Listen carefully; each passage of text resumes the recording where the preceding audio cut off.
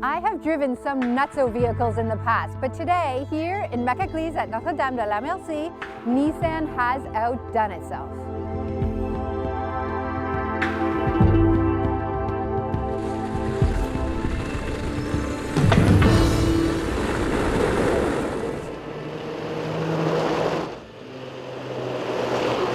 So it's got the big 18-inch tracks.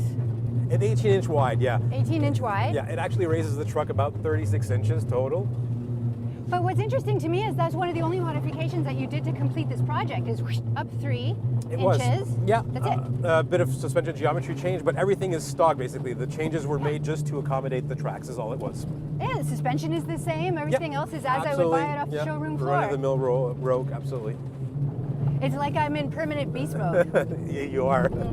And I expected it to be more like, but it's quite smooth, and I believe that's because of Nissan CVT, right? Correct. CVT does its work with the tracks in this kind of terrain where you're always in the right revs, you're always in the power band, which makes the car just power out of every situation. Is of Nissan's Watch this step. CVT. Yeah, there you go, you're good. You wanted to see if I could hit 120 kilometers an hour? That's right. And we're off. Let's do it. And that's that. That's it. All right. I spent the winter ice racing. It was a 2001 rear-wheel drive 4-door sedan, but oh, to have one of these.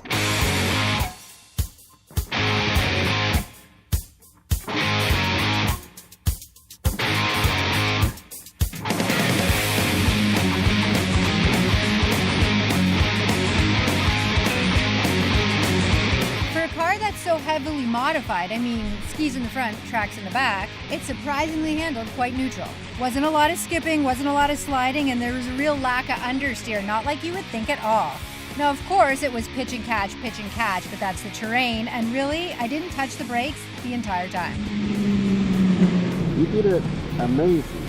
Really? Yes. Really? Yes. I thought I was sucking the whole time, so I came in because I was tanking it. You did it amazing. This industry, it's all about the consumer vehicles, and really, you're never going to be able to buy or drive one of those things, and that's why hats off to Nissan, who did it just for fun.